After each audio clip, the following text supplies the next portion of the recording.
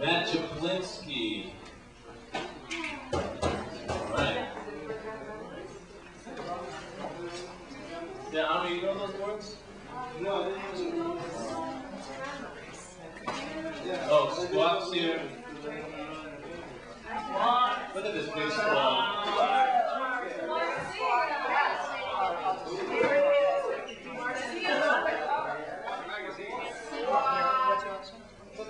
$1 still.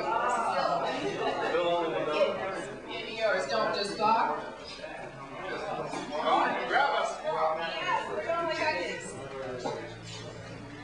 Okay.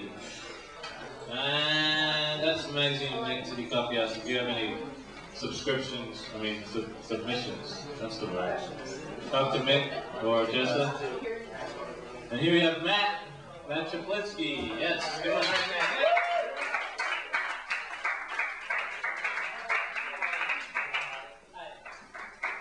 In Cambridge Co-op, and one day there were all these people running through with these spots of mud on their head, and I was really interested in what was going on, and people were saying, oh, there's this holy woman at the church across the street, and we looked out the window and there were all these people in white robes walking around, and I was really intrigued but really sort of fearful at the same time. My friend Tom had gone over there, and he had a spot of mud on his head, and he blessed, and she hugged him and everything. But somehow it made me really nervous, and I couldn't bring myself to go over and see this woman, to meet this woman. It was somehow very intense, and walking home, I felt like, why couldn't I bring myself to do it? So I wrote this story, and this is basically what I wish had happened. It's called The Fool and the Holy Woman.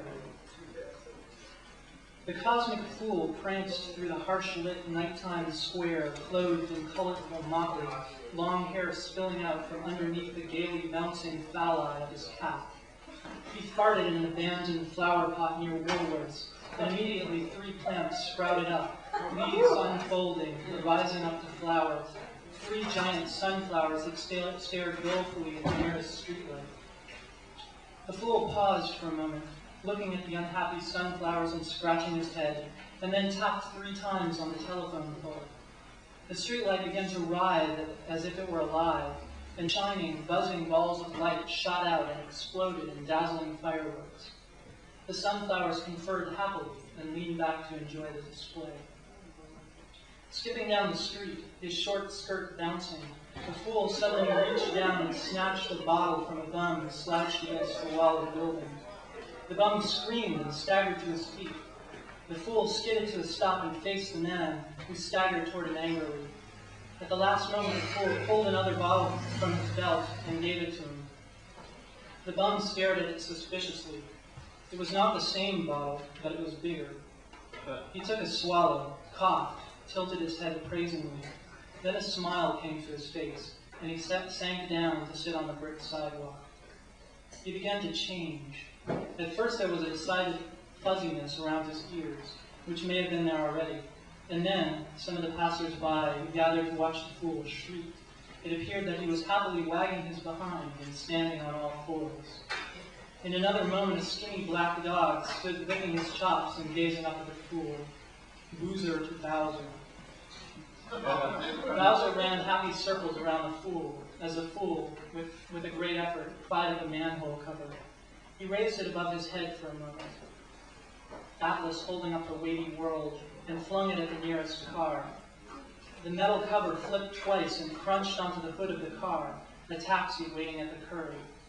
Passers-by, watching the fool's antics with caution or delight, gasped in unison.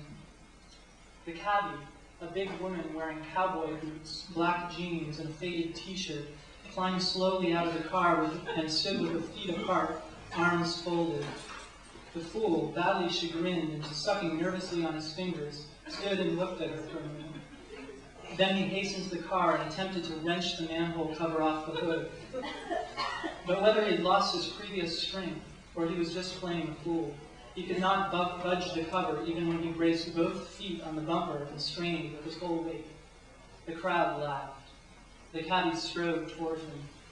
The fool hopped off the bumper and danced ludicrously away from her around the far side of the car, waving his arms as if to explain. The cabbie kept coming, an unmerciful look in her eye. The fool circled the car, and then, as if in frustration, banged his head on the crushed hood. Instantly, the manhole was gone, and for that matter, so was the taxi. In its place, lounging idly in 2 parking spaces, was a purple paisley limousine. The crowd clapped and cheered, and by this time thinking that they were at some kind of show. A column of white light shot out of the uncovered manhole, and inside the light flickered images of animals and whales and scenes from other planets. The fool jumped up to click his heels with delight, and for a moment juggled an arc of shimmering red globes. Then the lights disappeared.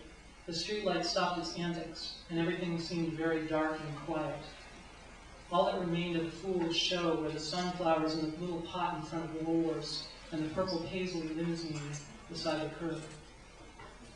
The fool lay prostrate on the ground, inching his way over the gum-stained pavement like a giant worm. He slowly approached a small group of people in white who stood watching with the rest of the crowd. In their midst stood a short Indian woman in white robes, smiling as the fool approached. When he stopped and lay before her, she said very gently, "Rise, fool, and let me bless you." He rose eagerly, seized her hand, and kissed it. "I was so afraid," he said. The holy woman laughed pleasantly, showing that there was no cause for fear. Jumping up, the fool ran through the crowd to the sunflowers, followed by a yapping Bowser. Taking a small knife from his belt, he hacked off one of the sunflower plants at the base and carried the flower, hanging heavy on its long stalk, to the holy woman. She took it and held it like a staff.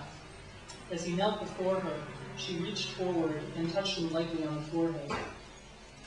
The fool stood up and clicked his heels, grinning, and the streetlight sent out one fizzling purple ball of light that exploded and rained glowing Buddhas and Shivas down on the crowd. He looked at the holy woman and gestured questioningly toward the waiting limousine. The holy woman conferred with her escorts for a moment. Then, still smiling, she walked toward the car. The fool held the door for her. Once she and her entourage were safely stowed inside, he rushed to the glowering cabbie and with hasty fingers offered adieu. They climbed into the limo, Bowser leaping in after them, and as they drove off, the 2 remaining sunflowers peered over the heads of the crowd, waving goodbye in the city breeze.